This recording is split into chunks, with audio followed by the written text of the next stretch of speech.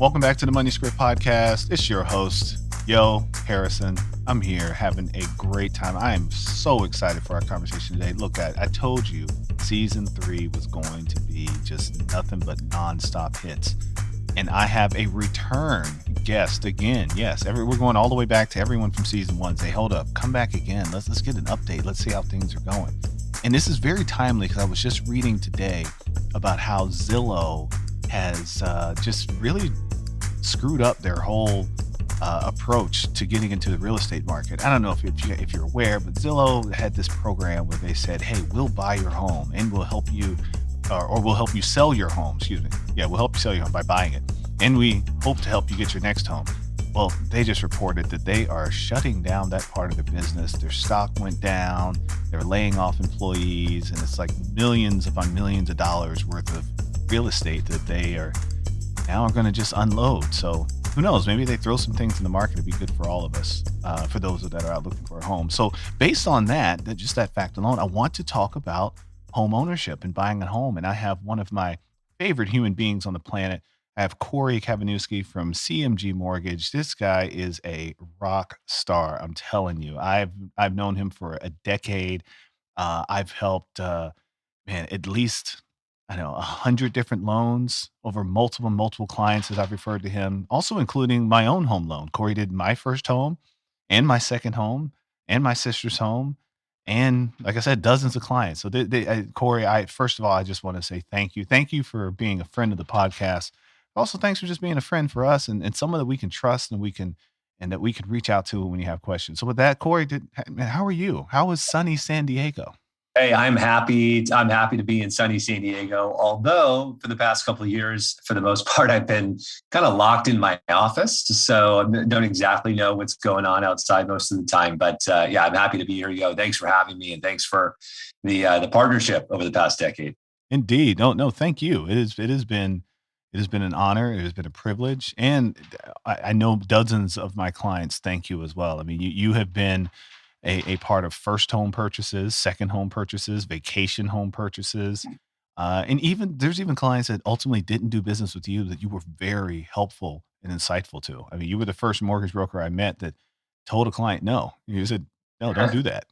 Yeah. It's not in your best interest. Just keep it what you have, and made me go back to the drawing board and be like, oh, well, I mean, he technically gets paid doing this. So he must know something I don't. And at the time you did, you were, in hindsight, you turned out being 100% right. So we definitely appreciate your professionalism over all these years. So let's just jump into it. Let's start with Zillow because you have a better pulse on the industry than I do. I mean, what happened with Zillow? What went wrong?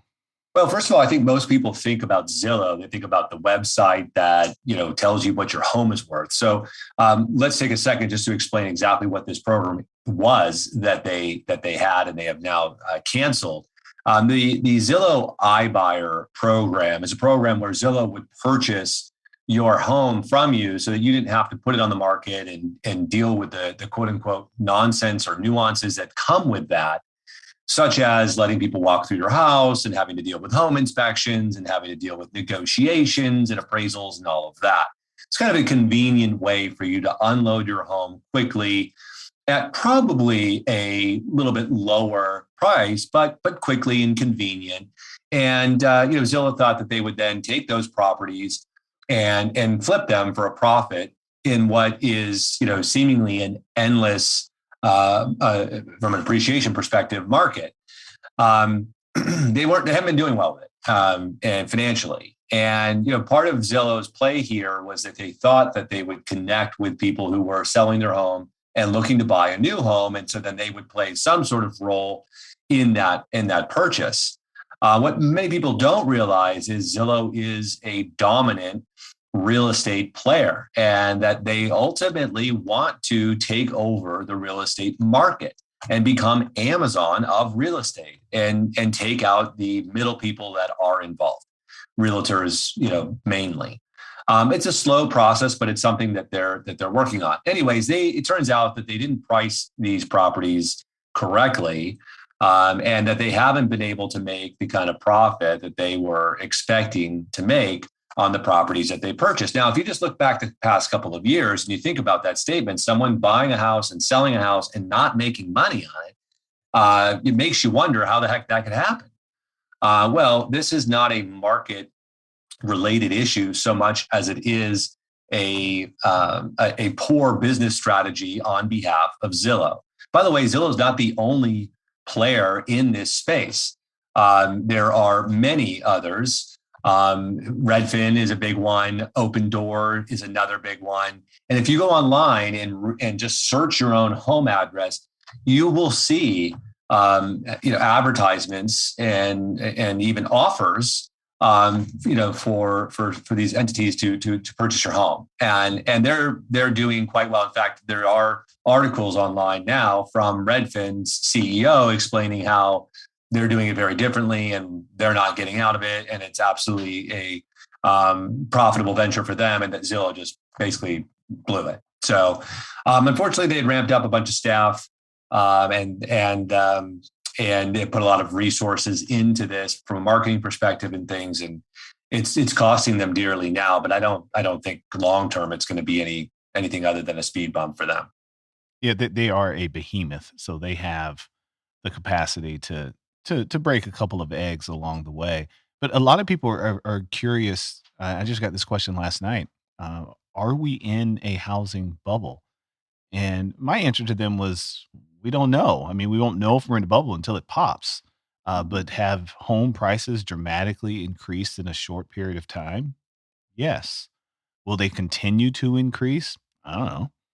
Mhm. Historically, yes, home prices for the most part are there more, but there are more today than they were 20 years ago. It's just, I feel like a lot of times we get very short sighted on, are we in a bubble right now, or is when's the best time to buy a home? So, Corey, what are you seeing out there as far as the housing market in general? I mean, would you define what we're in as a bubble? Would you contradict me on that, or what do you think? Yeah, I would not define this as a bubble, but let's also be clear that most bubbles are not called when you're in them. It's typically when it's later in the game that you look back and you go, that was a housing bubble.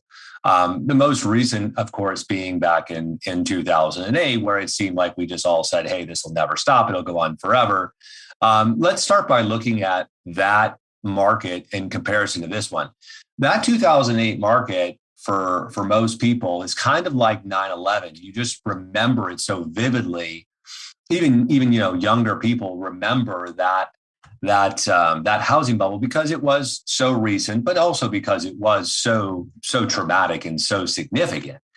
Well, look at that housing market, especially in hindsight. It's very easy to see that got out of hand, and it didn't just get out of hand because home prices went up. We want home prices to go up. We want the stock market to go up. And to some degree, we want inflation, right? But we want these things, in control. We want them in small bites. Yeah, exactly. So, a more healthy real estate market or a more healthy stock market is one that is growing, but that isn't growing at a huge rate of double-digit appreciation. To me, a bubble would be suggested by sort of artificial circumstances. Okay, so I certainly can relate to the loan side of this discussion, right? The mortgage side of this discussion. I can tell you that lending has loosened some in the past decade. Got really tight after 2008. Absurdly tight for a while there.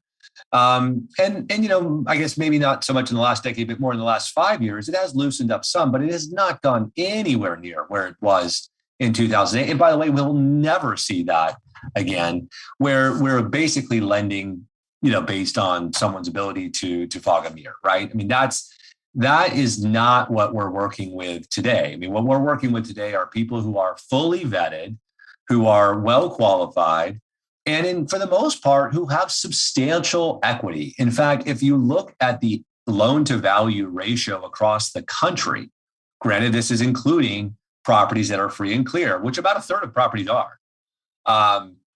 You've got about a 45% loan to value ratio as a nation. Whereas back in our sort of last crash, we were closer to 70%. And that was also including paid off homes. So it's a very different position. So let's just say that the economic circumstances were to change nationally with respect to like employment rates or something like that. People got a lot of equity. So we're not going to see them just go walking from their home like they did in '08 when they were maxed out loan wise, but also were, in a home that they really should have ever been able to get in, even when they did have a job. Oh yeah, Right. you're talking about those low doc and no doc loans where, Yeah, I mean, we like I call said, them liar loans. oh, It's wow. you're talking to someone and they say that they make $50,000 a year doing this or that, and you say, well, that doesn't exactly work. And they go, well, I forgot to tell you, I also have, this other job that, in many cases was fiction. So I do think that this appreciation rate that we have is not sustainable. I do think that that's something that is also worth discussing, which is, if housing prices continue to go up at a rate of 15% per year, at some point, no one can afford to be here. And so I do think that that is going to claw back. And to some degree, we are already seeing that now as we go into Q4. And I think is potentially somewhat why, maybe Zillow would choose this as a good time to call it quits with their iBuyer program, because the certainty of 15% annually is just not there right now. But if we can clip along at, say, 5 to 7%, we should all be very, very happy with that. And I do think that that will settle back there, in the near future, and that's okay. So appreciation cooling is not a market crashing. And so those who are maybe on the sidelines right now thinking, oh, great, he just said that it's going to get a lot better. I'm not really saying that. What I'm saying is it's going to be a little less ridiculous. And that's good. But I don't think if you own a home right now, you need to be worried about your home value going down. But it's not going to continue to go up at the same rate it has. And it takes another pandemic or something crazy like that to create that kind of supply and demand issue. So speaking of supply and demand, I've read several articles over the years, and they've all had the same tone that we have a lack of supply in the United States, especially in the heavier, more denser metropolitan areas. And that's why I hear stories about, 4 or 5 different offers going in on a home. I mean, we were in that position. This was the 4th home we put an offer on, I believe. When we put our house up for sale, we got, I don't know, 2 dozen offers almost. A half of them were crap, but still we had the dozen that we needed to sort through to figure out. Um, are you finding that that homes are still in the grand scheme of thing in short supply, especially in the heavier metropolitan areas? Are your clients experiencing that as well? 100%. And honestly, you give the example of 4. I mean, that's honestly not so bad. I mean, I've got countless cases where it's far more than that. And there are people who get so exhausted with it that they just decide not to purchase altogether, which I think is, a huge miss, but I can understand where it can get that frustrating. Look, how are we going to fix a supply issue in the housing market? I mean, how do you fix a supply issue when you're talking about ventilators? What do? You got to make more ventilators, right? Well, we can't make houses the same way we can make ventilators, right? Ventilators, we were delayed there for a little bit, got behind, but what did we do? We worked all night. We made a bunch of ventilators, but got some other companies involved, right? But building houses, I mean, think about the planning that goes into that, not just constructing the house, but getting utilities there, making sure that there's roads that go there and all of that, right? It takes a while. It's going to take a while for the supply to catch up with the demand. Why is the demand so high? Well, there's a few reasons why the demand is high, and this is pretty fascinating stuff, in my opinion. One is the birth rates were much higher in the early to mid 90s. Okay, so you've got more people occupying this continent. Kind of seems, funny that we wouldn't have thought of that, but that is the truth. We've got people coming of age to purchase a home. And so, they want to do that. There's just more of us. People are living longer. There are more of us here. So there's going to be more demand for that reason. But then you also throw in the fact that the world is changing right in front of us. And we are all now, for the most part, able to work from wherever we want to work. As I sit in my home. Right. You're working from home right now, right? So you've got people who maybe could not afford to buy a house 2 years ago could probably thought they would never buy a house because they're working in San Francisco, maybe working for Facebook or, having a really good job, but still can't manage to buy a house in that market. But all of a sudden, they're now earning that same salary and they can go live in Idaho or Iowa or Florida or wherever they want to go, right? Now you can move and work from wherever, still earning that same salary that you might have had in San Francisco. So that opens up home ownership, to more people. One other sort of fascinating fact is you've got fewer people moving out of their homes and into like a retirement home, for example. That's happening at a much slower rate right now. Okay, understandably so. Okay, people don't want to go into a place where they're more likely to get sick, right? So you don't want to go to a nursing home, they're going to lock you down in there right now, right? Yeah, with no visitors sometimes. Yeah. That's right. That's right. So that sounds even less appealing than it used to. So those people are keeping their home. So they're not putting that supply back out into the market. So we've got increased number of people wanting to buy. We've got decreased number of people wanting to sell. And then you've got people doing these second homes and investment properties, and they're taking the inventory, but they're not depositing back. So those people who are buying a new home, oftentimes would sell their current house, buy a new one. Well, more and more people are saying, I'm not selling my house, right? So again, more supply, more demand, and less people putting that supply back. We've got to build more houses, and that's going to take time. Builders are working on it, but guess what? Costs are a big problem with construction and supply chain. So they're trying to do their thing, but they got to make money and they have to be able to do it in an efficient manner. And everything's all jacked up and slowed down. So it's the biggest reason that most people who are, in favor or believe that they're bullish on the housing market is that, this is likely to take a while to solve. We've got a lot of people. We got to build a lot of houses. It's going to take a bit. And therefore, we should see appreciation continue. Interest rates will have some impact on that. It already is. And that's why I think we will see it slow down. But it's going to continue to be a really good place to put your money, real estate, that is. And those who own are going to do well. And those who are buying are also going to do well. But as you indicated in the intro there to this point, it's frustrating and it's tough to buy. But, most things that are really good take some extra work. You're right about that. You're right about that. Now, let's spend just a quick minute on interest rates. How long have you been in the industry? I've been in the business since 2002. So just about 20 years. So about as long as I've been in this one. So did you ever imagine in your wildest dreams that you would offer someone a 30-year mortgage at 2 point something percent? Yeah. No, no way. When I entered the business, it was the heyday, as we said, right? At that time, the mortgage market was, $3.5 trillion a year in terms of loans being turned over. And you might go, well, that's a lot of money, but I have no idea what that means. Well, last year, 2020, we're talking like 10 trillion.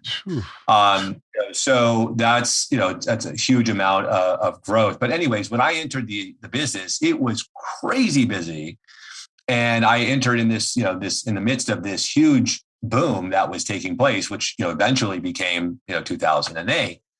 And at that time, the rates were, 5.25, 5.5, 5.25. And people were just so fired up about it. It was really, a good sort of situation. So pretty crazy to think that rates are half that now. And in 2020 dropped below even that for certain scenarios. And who would have thought? And now as they inch up and they approach they're pretty much right around 3% right now for most scenarios. You think, well, geez, could this 3% rate really slow the market some? And it can. You get used to something that's lower and rates go up a little bit and you feel it a little bit. But sure you saw the jobs report this morning. 531,000 increase in payrolls. I mean, it's that's good news. We like seeing that. People are making more money. A lot of Uh, those jobs were in leisure and hospitality too. So yeah, that's yeah, where which we is had the most yeah, jobs so good, lost. So that means that so good to see that. yeah, So yeah, I mean, those people take good care of us, and we love having those establishments and those people, right? So good to see them getting back to work. Um, and but people in all industries for the most part are seeing a pretty nice increase in pay, and are seemingly keeping up okay with what's happened, in terms of the appreciation rates. But it can't go on forever. It'll cool.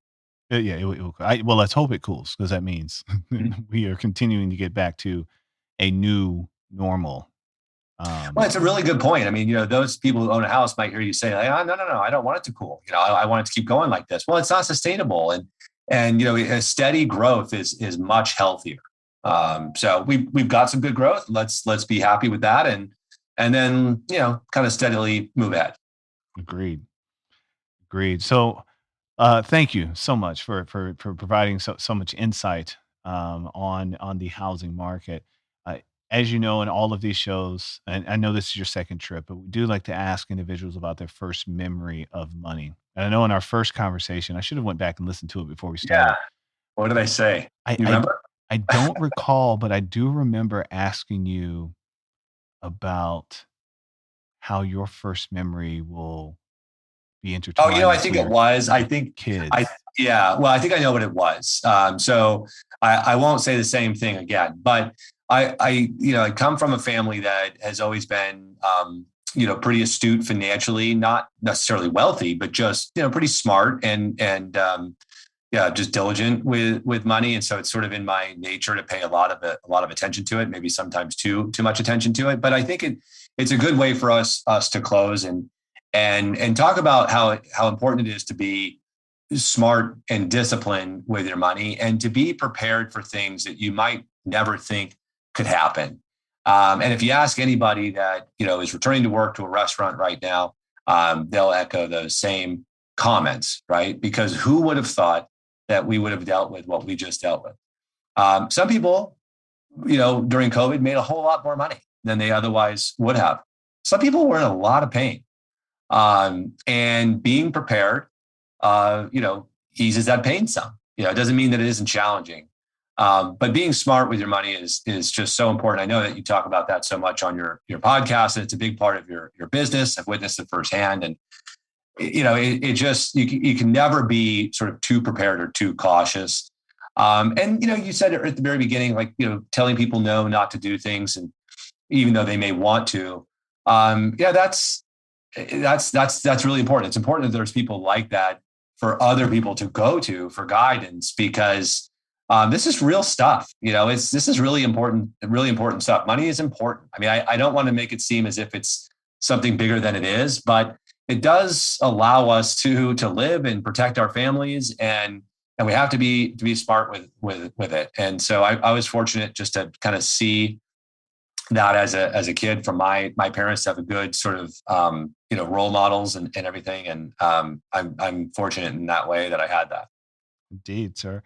So, please remind everyone where they can find you if they are interested in and getting a home loan quote or Yeah, absolutely. So you can find me online at nadoloans.com. That's N like Nancy, ADO loans.com. I'm online there. All my contact information is there. My name is relatively unique, Kory Kavanewsky, both with a K. So if you Google me or even something close, I'm pretty easy to track down. And I do lend in all 50 states with CMG Mortgage, and be happy to talk to anybody who's interested in just learning more about mortgages, and maybe even how they can pay less over the period of time that they own their home. Really important.